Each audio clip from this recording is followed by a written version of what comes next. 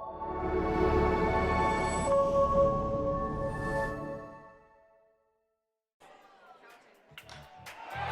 a hard-driven ball. Go ball, go ball! See ya! There you have it! A walk-off home run by Jordan Bach gives the Giants the win.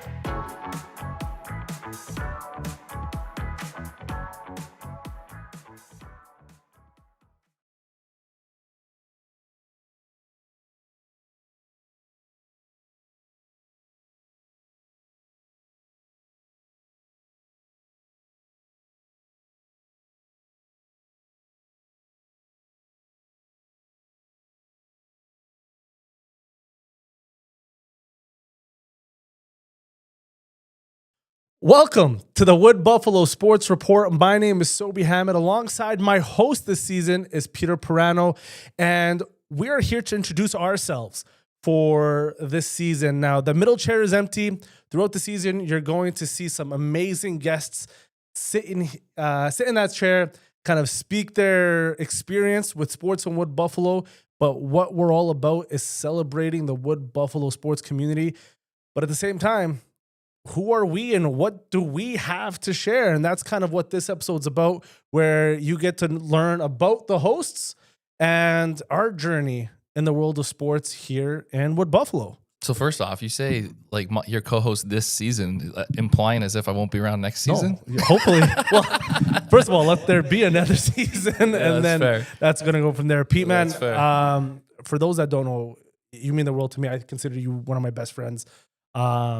And what you do in the sports community. And this is why when I looked at TELUS STORYHIVE and that grant came up, you were the first person that came to mind. Not just because we've always talked about creating our own little podcast, but especially a sports-specific one in the community. Yeah, I think this is going to be a lot of fun. And I know we have some awesome guests lined up. So I'm looking forward to... I'm excited, man. To our season here. I'm excited. Hopefully it goes well. I'm really looking forward to shining a light on these people, man, and people like you, because you've been in Fort McMurray now for 15 years, from Leamington, Ontario. Leamington, Leamington, by way of the University of Windsor. Yeah. Right. And you, from my short time knowing you, and I say short time, it's been near 15 years. Yeah. You are an exceptional athlete. And in my opinion, like, you are somebody who uses his ADHD to his peak, where you excel at whatever you do. Now, are you pro level? Obviously not. Yeah. But I've seen you play volleyball. I've seen you play basketball. I've seen you play hockey. I've seen you throw a javelin. I've seen you hit a baseball. Like, everything you do, you've excelled at it. So what's your kind of background in sports leading up to your transition to Wood Buffalo and what you do here? Yeah, I just love sports. I just lived and breathed sports growing up, right? Like, growing up in Leamington, Ontario, too, it's beautiful weather. So unlike here, you're outside playing 11 months of the year kind of thing, right? So grew up playing every sport. My parents obviously gave me the ability to play any sport I kind of asked to play. So between community sports and school sports, I pretty much got involved in anything I could. At the school level, obviously, I did the cross country and soccer and baseball and basketball and volleyball and track and field and I did everything, right? And I just enjoyed it. Football. At the community level, played baseball, soccer, a little bit of volleyball. Just being involved constantly. And if I'm not playing for a community event, it was for a community team or whatever, then it was just playing outside with my friends because it was always nice out. So you're always outside just playing, and then I was fortunate enough when I moved here in 2010, got involved in the volleyball community, slow pitch community, men's hockey, all that sort of stuff. Played some indoor soccer and outdoor soccer for a couple of years at the start. So just our community here is rich with both youth and adult leagues. There's everything for everyone, every level too. There's your rec sports, your more performance or not high performance, but competitive leagues, right? For pretty much every sport. So I've been pretty fortunate. And then when I came here, so I just continued to play. And then I got into coaching, which has been very, it's a word I'm looking for, fruitful, I guess, in a sense, rewarding. But you were born and raised. Yeah. So tell me about how that so how was your journey in sports growing up, born and raised in Fort Mac? So for me, it was very limited to community sports. Anything that I played was school based only. For us, we couldn't really afford. My parents tried one year in soccer for the house league, but back then it wasn't what it is today, where you have some dedicated people coaching. I remember my coach. I think I was 10 years old. Was just an old alcoholic that they got put a team together for house league soccer. We couldn't afford to kind of do any of the high competitive stuff, so anything that was school based is what I was able to play. I was very fortunate where I got to play junior high sports before the junior high schools amalgamated with the high schools. So our junior high leagues here, which is where you start to see a little bit more competition. Yeah. Right. Yeah. The grade 5, 6 stuff is very developmental. Grade 7, 8, where I was at Dr. Clark School. I think that's where you started teaching. That's where I started. Yeah. It was us versus Beacon Hill versus Greeley versus, and I think your first couple of years, you were a junior high teacher at that school. So you know the significance of having that array of teams. And I was fortunate where Dr. Clark had a great sports program for their students. And I played everything from floor hockey to volleyball and basketball. And there was years that I got cut from basketball and made it in my grade 8 year because I was always behind with certain skill sets. Soccer, just anything I was able to play. And like you said, if you're not playing with the community or school, you're just out with your friends. And that's what our summers were. I remember growing up here before we got really accustomed to the forest fire seasons that we have here now. Behind the old Moxies, which is now, I think, just a blood lab downtown, there were basketball courts. And I kid you not, Peter, we'd be there from 1 o'clock in the afternoon because we would all sleep in as teenagers till about 11 o'clock at night. And we would just hoop nonstop. And if it wasn't that, we were at the pool. So we just wanted to be active as kids, man. For sure. It was always, hey, all right, nobody has a soccer ball. There's a hill. Let's go play King of the Hill. Or we'll try to find some ways to not be cooped up in the house.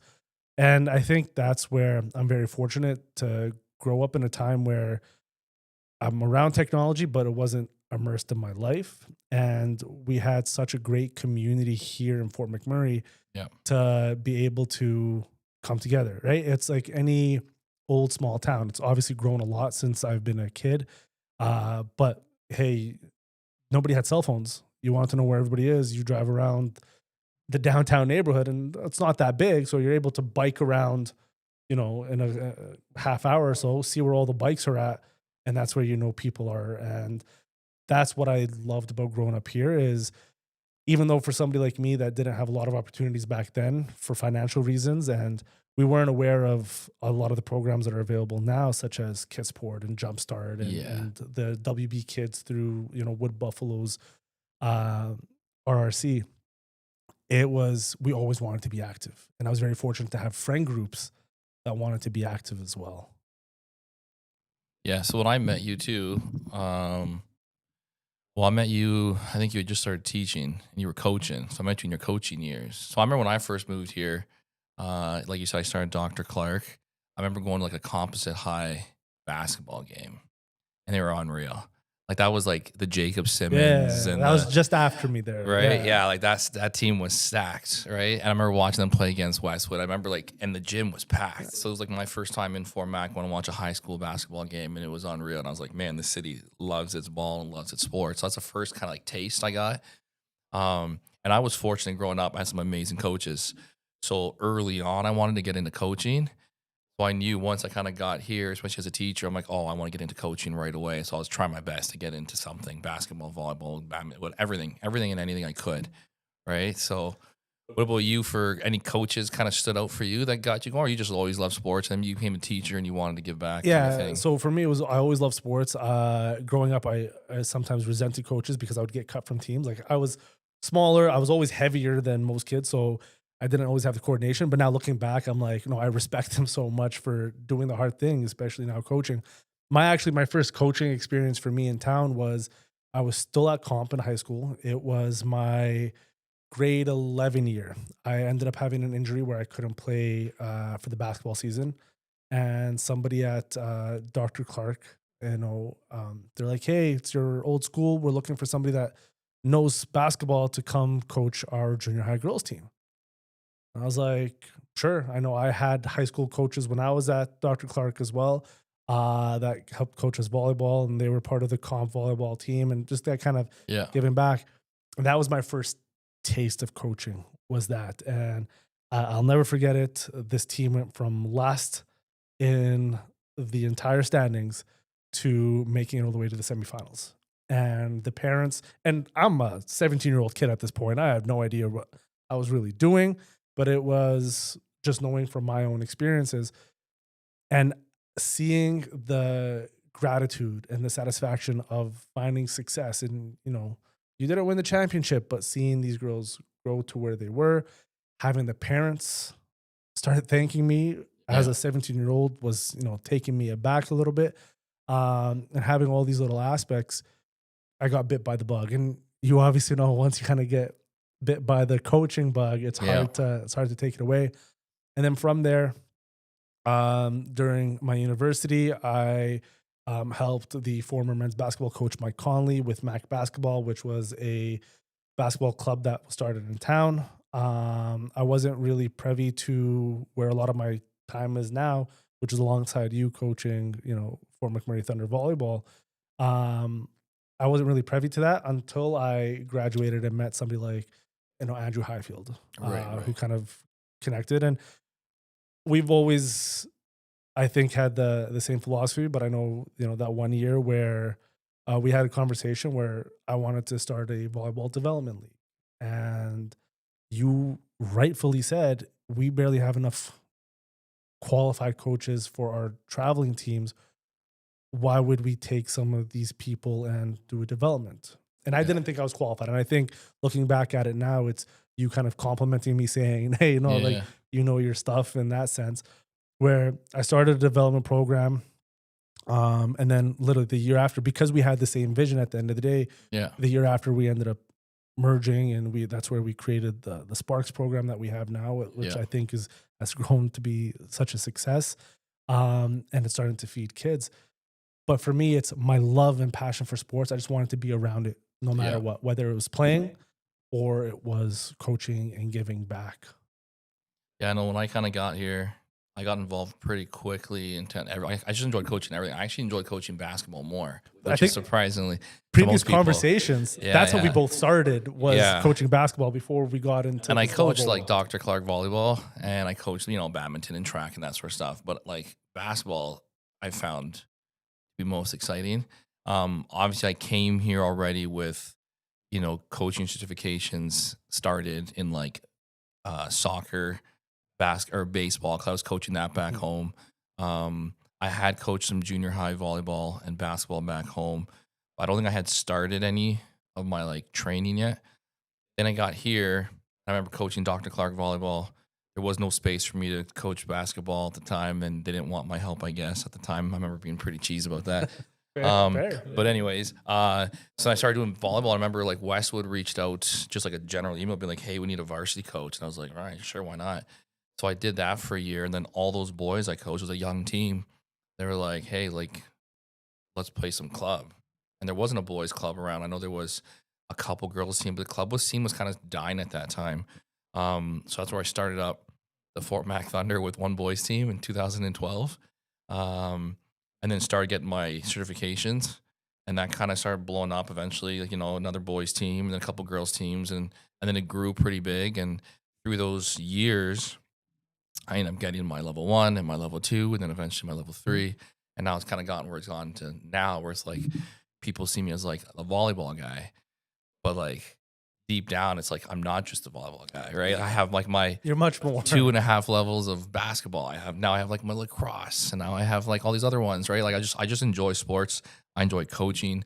I had some great coaches growing up, so it's like I already had like some ideas on how to coach properly. And obviously now with like all the mentors I've gained through like Volleyball Alberta, with the coaching I've gotten through like Team Alberta and like all their different levels, like I feel like a lot of the stuff can be applied to different sports. Like once you have like the basis on how you should be coaching skills and how to run drills and run practices, you can kind of adapt that to like any sport. So, but yeah, it was a weird start how it went from like basketball and then into volleyball, and then volleyball just kind of took off. Well, and I think it's your dedication to it, right? We've had conversations, in the past where I love coaching. I was very dedicated to it up until my family and my kids, where, I was looking at potentially following your path of getting my level 3 certification and then potentially looking at post-secondary coaching later on. But something special about you is you are continuously a student of the game. You will continuously watch film. You'll always try to analyze the situation, how to continuously improve, not just for yourself, but to help these kids get better. And that's where you started to find success with now, coaching Team Alberta. And not a lot of people from Fort McMurray could say that they've had the designation to coach a Team Alberta team, not just volleyball. Thank you. I appreciate it. Any team, right? And I think you're just a master of your craft. And for you, your only knock is your confidence in yourself. And and hopefully, as our friendship continues to grow and we get there, that starts to get better, because you even said, like, so this past July, you were coaching Team Alberta, the 15U girls team for a 17U tournament, but you got to interact with some amazing coaches. Of course. Yeah. It's awesome. What's something that kind of stood out for you with their analysis of you as a coach? Yeah, I think this year is probably the first year where I finally felt like comfortable in a sense where I'm like, oh, like I do belong. You know what I mean? Like every year I kind of have that, like I apply, I get it. Like this would be my 4th year actually doing Team Alberta. But every year I always have that like imposter syndrome. I don't know why, right? And like I have some great mentor coaches who like, believe in me and tell me that like I'm doing the right thing, I'm doing good, blah, blah, blah, right? So like I always have those positive conversations. And this year I just had a couple more positive conversations where people were like, hey man, like this is your 4th year. That's pretty rare.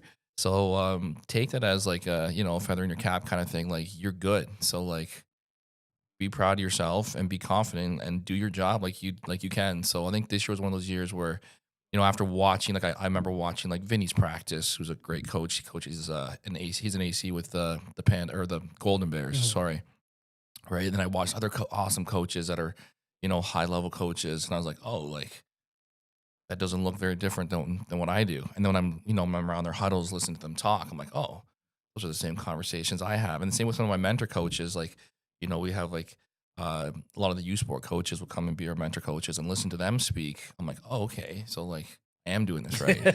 So finally I get to the point where like, okay, I got to stop being so hard on myself and accept the fact that like, okay, I can do this. Stop being scared and just coach. So this year I was able to just relax more, had a blast with my team. Like my assistant coach was an ex-national team setter, and like even watching her coach, you'd be like, oh, like that's no different than what I do either. So clearly I'm on the right path.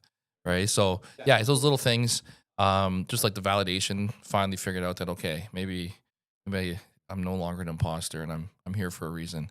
And I think just seeing the progress of your athletes, right? We have coached together, we have coached separately, and it's always awe-inspiring where you have your kids, almost every single one of the athletes that you've coached is ready for that next level if they choose to go and do it, regardless of their size, regardless, just about anybody. And usually in a team, you're going to have, the back end for depth, but your top 6, whether it's from the female side or the male side, is usually ready for that next level. And I think that right there is also a feather in your cap. And you've had some amazing athletes come through that are now collegiate athletes, that are U Sport, that are nationals, right?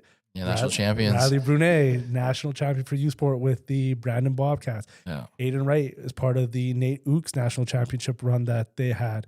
You have Tino playing for Kings. Like, there's all these athletes that, to me, that's the mark of a great high school coach, especially, right? And hopefully, we'll see you down the line coaching at a higher level if that's what you so choose. But it's Doesn't matter how many banners you have up on your wall, and those are great, and you have many. But I think it's that ability to have the athletes make it to that next level. Be like, okay, this guy does know what he's talking about because he's developing kids. And volleyball is a sport, and we go back and forth, is one of the hardest sports out there. I mean, I think so in terms of like playing the game and developing those little skills, because any little mistake and it's a point for the other team, right? So I don't know. Obviously, there's other sports that are really hard. But in terms of just like a random athlete jumping into the gym and being able to play it, I'll stand by it, right? Fair. It's easier for a volleyball player to jump into a basketball court and play and dominate some basketball, right? It's harder for a basketball player to jump onto a volleyball court and dominate a volleyball court. So I do think it's difficult. I think now I've taken pride in my like ability to develop athletes, and I really focus on like, you know, the cue reading and the IQ of the game. I don't think I'm the most elegant speaker. Like some of the coaches I listen to, I'm just like, man, the way they speak, I just want to record it and then like listen to it so I can like speak like that. Like the way they present the message and inspire, I'm like, wow, that's awesome. So I don't think I'm there in terms of like the speaking yet. But you tell it how it is. Yeah, I guess. I don't know if that always works out, but you tell it how it is. So yeah. So that's awesome, man. But yeah, I know it's fun. At the end of the day, I enjoy it, right? I've been blessed. I think being here in Alberta has probably given me these, or even in Fort Mac, have given these opportunities that I might have not have had if I was back in Ontario. Like, you know, would I be coaching for Team Ontario? I don't know, right? Whereas here, I was able to get those opportunities. I've obviously coached some awesome athletes throughout my time. And it's hard to say no. Like every year, I'm like, oh, I need to take a break. But it's hard to take a break because it's like one year after another, it's like more great athletes who are, you know, wanting to learn, and they're just, it's just fun. It's fun seeing their growth, seeing their development. Obviously, my kids now are getting older, so I do want to start coaching them. But I've been blessed with opportunities here in Alberta and here in Wood Buffalo. And I think, you know, like where I am as a volleyball coach, it's kind of thanks to this community. And that's huge. And I think, you know, the next transition is your kids, right? You have two amazing, beautiful boys, and who are both actually very athletic as well. And, you know, we're excited to see you take that next step, because I think every coach, that's kind of their dream, is to be able to competitively coach the kids, especially somebody that's passionate about the sport, right? And it's not just a volunteer coach or whatever the case is, which is what we do at the end of the day. Right. But when your kids are old enough, you're like, finally, now it's the time that I dedicate to other people's kids. And at the end of the day, I think we're both very fortunate to have very understanding and forgiving wives. Yeah, very supportive. Who understand our passion for this, to give back to the community. And I think I don't think we would be able to do what we do without them as well, because it's a commitment. Sure, I know. But once, you know, your kids are almost at that age, I know for me, this upcoming winter, I'm hoping to start a development program through our Volley Sparks for ages 5 and 6, introducing them to volleyball, mostly because that's how old my daughter's going to be. Exactly. Right. So to be able to now do what I love to do and spend time with my kids doing it. Yeah. But it's also a scary thing, I think, because you hear all these sometimes horror stories of the dad that was too hard or the mom that was too hard on the kid, right? Yeah. I think it kind of depends. Like, I think I'm in I would love to coach both my boys, let's say for volleyball, right? So coach them up. But I think at a certain point, as a parent, it's also nice to just sit in the stands and watch, right? And just enjoy. Because when you are coaching, right, obviously you can make sure they're learning and all that stuff, and you can push them, right, a little bit more than maybe a community coach who doesn't know the child as much. But like being able to just sit back and watch and kind of enjoy, right? Because as a coach, you don't always get to do that because you're coaching, so you kind of lose those moments where you can just watch your kids play. But I do want to definitely start that journey of coaching them, and then who knows, where maybe down the road, my son's just like, nah, I want a different coach, right? And that's fair. But I actually wouldn't mind if there was another coach that I was like, yeah, this is a great coach here. Go get coached by this person. Then I can sit in the stands and drink a coffee and enjoy the show, right? Like that's also nice. So we'll see. Obviously, there's there's opportunities right now to coach them coming up, and I'm excited for that. And obviously, I don't want to. It's tough. I'm always torn. Like, do I give up these other things, right? And I don't want to because I'm so like involved now, right? It's like I've been coaching club volleyball now for 13 years. It's hard to step away, right? I've also, Keegan Kerr at Canada College has invited me to help coach with him all the time. He's super generous and opening his gym to me to be like, yeah, come by once a week if you want, come by twice, come by whenever you want. So like there was a couple of years where I would not donate, but kind of, right? I'd be there more often than others. But like part of me wants to do that more, join Keegan on his bench and be an assistant coach to his college program, right? But then I'm losing out, From developing club, the youth in our city, or the high school kids, the junior high kids, right. So it's like this balance. At what point do I got to kind of put myself first? That's why we're Team Alberta. I feel like that's my like elite. It is. High performance thing, right? Like, okay, well, my chance to do high performance is with Team Alberta, and luckily, I've been hired by them several years now. So, but yeah, I'm kind of looking at those now, where I gotta figure out now between family, youth development, and more high performance, because at a certain point, you get that itch to do the higher performance, right? And I think high performance 15U is different than collegiate high performance. That's for sure. Right?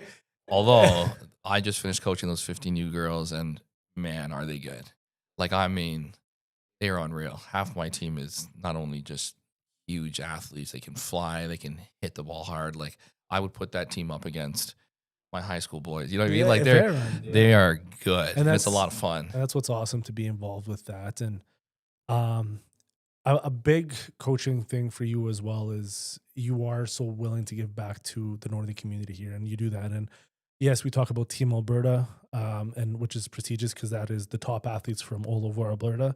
But then you're also a gold medalist when it comes to Team Alberta North for the Arctic Winter Games, and that was fun. Giving the northern communities the opportunity to play at a higher level. So I got to coach that, which was amazing. But let's not forget who was the chair of volleyball. Was that not you, sir, who ran the volleyball? So you were also giving back to that high performance. You know what I mean? Like, you were part of that committee that ran. And that's because volleyball. We won. And it was also because we hosted in Wood Buffalo, and where we were able to host so many amazing things. I think they're putting a bid for the summer games nice. For 2026, I think is the goal for them to bid in there. But to be able to give back to the northern communities, you had boys from Wandering River, alongside your assistant coach, our good friend Helly. Yeah, what a legend Helly is, Habibi. And then to have boys from our community, from the Grand Prairie region, to compete then against boys from the Yukon, the Northwest Territories. You had Alaska come up. Anybody above the Arctic Circle, the 55th parallel, or that's something what it like is, that. Yeah. Is so amazing because these are kids that might not have the opportunity to play the high level. And watching that as a fan of the game, I was in awe with teams like Yukon, for example. Yeah. Who they're always a powerhouse. They held their own. Now, we're very fortunate where we're still close to Edmonton. We get a little bit more competition than a lot of these territories might say. So here are a couple boys from Whitehorse and the surrounding areas of Whitehorse, and we're competing, and not just competing, we're like doing so well to see those individuals alongside with our individuals that might not get a chance to go play a collegiate level. I think I agree with you. I think that like the Arctic Games, like the Team Alberta North, really gives like these northern communities a chance. So like you said, having those boys from Wandering River, right, have a chance to play at a high level. Same with, I think our team that year had 4 local boys. The girls had a local girl on that team. A couple years ago at the last one, I think there was 2 or 3 local girls, and there weren't any local boys on it last time. But I think we were kind of going through like a transition of athletes where it was like we had a gap in development. Yeah. So for instance, this next year or 2026, it's going to be in Whitehorse. and I definitely want to coach at that. I definitely put my name in the hat. But like this year in Fort Mac and Wood Buffalo, like I know the women's program and the men's program from like our city is quite strong. So I imagine there's going to be several girls in the running to potentially make that team, and I think there's going to be several of the boys also. So like I think next year's Team Alberta North could be well represented by Wood Buffalo, which will be super awesome because it is tough. Like Grand Prairie usually makes up most of the team. They're very strong for volleyball. But yeah, I think with this year's development, this is the year where we're strongest kind of in a couple of years for sure. So it'll be interesting to see who can make it and represent our community. And I'm hoping to be at the helm, hopefully representing the community as well. It'd be a good choice in my opinion. Tell them that. Pete, man, I love talking to you. We're reaching the halfway mark. So for those that don't know, the Wood Buffalo Sports Report, we're looking at 30 to 40-minute episodes highlighting the amazing people in the sports community here. We could keep going. I know. Forever. I know. We can talk all the time. We can literally talk forever. And I think something that I do want to end on here is you said at some point in time you want to just watch your kids, for example, instead of coaching them. How much of what we do, and I say we because I'll allow you to speak on my behalf here, comes not just from the love of a game, but just fans of the game, right? We'll sit down and we'll watch NBA. We'll sit you come over, I'll go over and we'll watch a hockey game or whatever the case. We're still fans of this. How much do you think all of this that we do comes from that? Obviously, I think a lot of it. So I look back at what I like about this community in general too is our community loves sports, right? So whether it's minor hockey, lacrosse, soccer, whatever it is, right? College athletics, you go to any game and there are a ton of the community out there supporting. I love supporting obviously my sons and when they play, but like I'll go watch some of our students go play, right? Whether it's, junior high athletes, high school athletes. And when you go to these games, they're packed. Like we hosted, the Wheatland Lacrosse Championships for minor lacrosse. And we hosted the U11s and U9s. And our U11 Wood Buffalo Bison were in the championship game, and the arena was packed, right? It was super cool, right? We went to go watch, the U13 AAA team play against Lloydminster in the playoffs. The arena was packed. Like it's, to me, like I love sports, so I'll go support pretty much anything in the community. And I think our community supports pretty much anything going on in terms of athletics and sports in our community, which is huge. Man, I think you were there when the Huskies won provincials for basketball. Oh my God, that was wild. And I remember going like 4 hours early to get a seat. I had to go watch the bronze medal game because I knew there wasn't going to be a seat and later.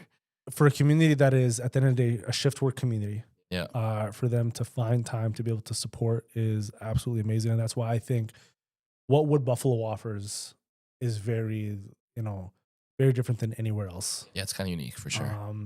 Because it's still booming in an aspect, but it's so tight knit. It might not be as tight knit as what we had growing up, where if you wanted sugar from a neighbor, you just go knock on the door. Like there is, as times change, some development. But what we have here in the support for U11s and U13s to have arenas packed is amazing. Well, just looking back at even the 15 years, this community has become a lot more family oriented. Yeah. Right. Yeah. So, and with that comes support of our youth and our athletes. So yeah, it's super cool. I'm excited. And yeah, we're so thankful to have you generally as not just a friend, as a community member. Yeah. We're so thankful to have somebody like you that dedicates so much time to giving back to the community, because without individuals like you, a lot of things fizzle out. And I don't think a lot of people recognize and realize that, whether it is for the former McMurray Thunder Volleyball Club or what you do with lacrosse and your help there. And then the other people that do stuff with minor hockey, with minor baseball. I think our community is rich with those type of people that want to give back. Right. And we're going to highlight a lot of our money as we can. As much as we can for this season. And then hopefully. I think you look at every sport, there's a lot of awesome people that give up their time for the youth here. So yeah, it's definitely a rich rich community in terms of coaches that care about its athletes. So And we have some great athletes. it's some awesome athletes. We have some great athletes as well. So on that note, Yeah. thank you for joining us. Continue to join us all season long as we continuously highlight and shine the well-deserved spotlight on the Wood Buffalo sports community. My name is Sobhi Hamid for Peter Perano, the Wood Buffalo Sports Report, saying see ya.